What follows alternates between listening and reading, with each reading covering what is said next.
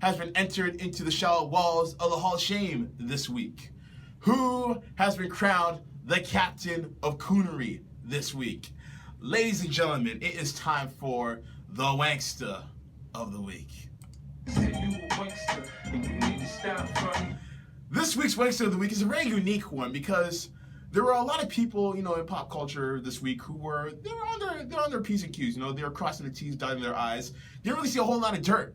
I was shocked. So I said to myself, what do I do in this scenario? And then with all the talk of Luke Cage happening, what have you, I decided to say, you know what? There's a certain vocal minority of people who aren't really accepting the show. So the Wankster of the Week is a collective one. The Wankster of the Week goes to all the haters of the Luke Cage show who are saying that the show is racist.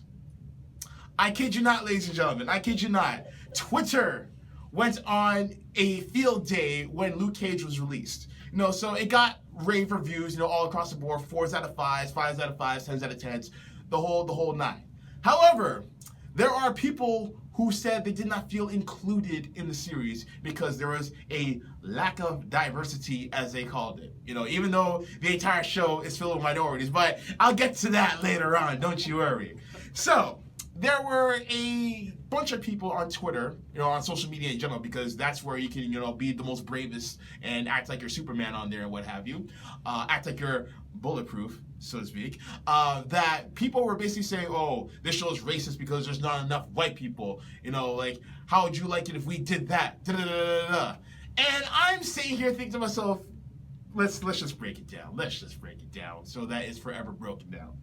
So first and foremost, if you guys have paid attention to the comic book, to the canon, so to speak, then you would know that the majority of the characters within that comic book are black. So that's one. Two, the story takes place in Harlem, New York. Harlem, in case if you don't know, is a predominantly black and Hispanic neighborhood in New York City. So, of course, the majority of the people are going to be black or Hispanic. All right? Three, there were some people who had the audacity to say, how would you like it if we did that? Newsflash, people, we've been living with that for God knows how many years. Ever since the idiot box was invented, we have had to be the minority in everything. Like, you name it, in variety shows, in music videos, everything. There are people out there who say, how come there's a BET? How come there's no WET? Why isn't there a white entertainment network?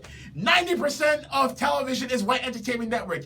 ABC, NBC, CBS, Fox, YTV, you name it, it's all there. Like, how do you think we feel as people of color when we're watching an episode of Friends or Saved by the Bell?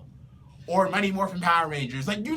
We always have to be the token. It's to the point where if there is a black person in the show, it's like, ooh, a black person, what are they gonna say? Are they gonna be like, yo, what's up, my G? Or give me a high five, or raise to the roof? Listen, we've been through it all before, okay? So let us have ours, first and foremost. And secondly, no one is saying that the show is only for black people. It's a predominantly black show in terms of the cast and the subject matter, yes. But as a showrunner has specifically stated over and over again, it is an inclusively black show. Keyword, inclusive, meaning welcoming. Our doors are open to you. Just like how the culture of hip-hop is inclusive so that people who aren't black can listen to it, can participate in it in however fashion or form they want to. This show does the same thing. It invites you to learn about the culture of hip-hop. It invites you to learn the culture about Harlem, about the character of Luke Cage and how he became to be. So if you are just looking at it at the annals of race, then you're watching the show for the wrong reasons. It just so happens that a lot of the themes of it happen to pertain to the black community, but that does not mean that it is not for you. If anything, this show gives you a chance to educate yourself on certain things that you're not aware of, like why people are up in arms about the shootings of unarmed black people, why Black Lives Matter exists, why there's such a strong musical representation in the actual series. Some of the people that they name drop, like authors and stuff like that, people like Crispus Attucks, who was one of the first slaves to migrate from the South to the North to become a self-made business owner who fought for his freedom. They tell you about that in the show without having to pound it into you. They tell you the reasons why there are certain black people who don't like to be called nigga. They actually address that in the show. It's not like they just drop it out of nowhere for no reason. There's actual context to it.